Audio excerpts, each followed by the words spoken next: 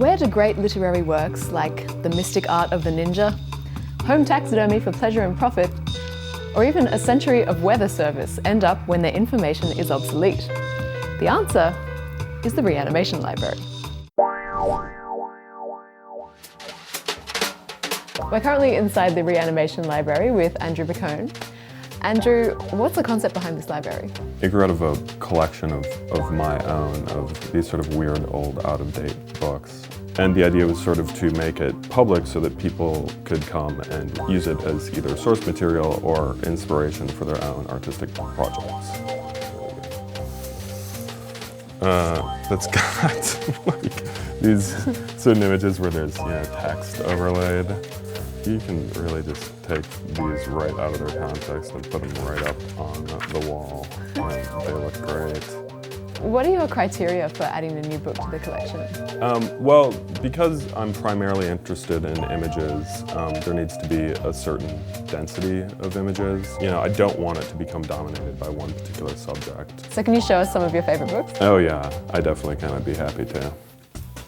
Ink blot perception and personality. Oh, let's do some tests. So it actually breaks down responses to these tests by poor, fair, and good. I have a subset of the main collection called the Text and Symbol Collection, and these are books that don't have traditional images, but they have a strong visual impact. This is a book called A Million Random Digits. It was published in 1955 by the Rand Corporation. That is hundreds of pages of random digits. Why would you want this though? Largely this book was developed to develop the atomic bomb. This one, biological science.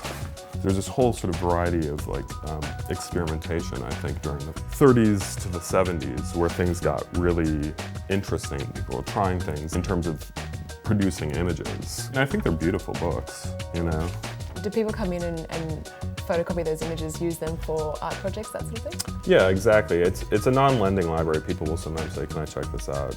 And I say, no, you can't. But people can either bring a laptop in. We also have a scanning station here. There's a photocopier. So there are ways to get the visual information. This issue of recontextualizing media, of giving it a new meaning, that's something we're seeing a lot of, especially on the internet. You see things like mashups on YouTube. Yeah. How do you feel about all that? Well, I mean, it's just a way people process culture at this point. It's a language. You can trace that back, you can look at Dada and sort of say like, wow, collage, these sorts of things that were happening a long time ago. And that seemed like this very radical way of building images. But now, the generation that's come up with the internet, it's just like, well, this is a way that they make things. You can not like it, but it's not going to go away. Even if the information isn't current, isn't there a lot of value just even from a historical perspective or a cultural perspective? Absolutely. There's an archival nature to the Reanimation Library that's definitely interesting. Aside from the fact that there's a lot of interesting images and actually a lot of interesting text, you learn something, I think, about the way we as a culture sort of thought about things at a given time. Thank you so much for showing us around today. Thanks for coming. If you want more information on the Reanimation Library, go to reanimationlibrary.org.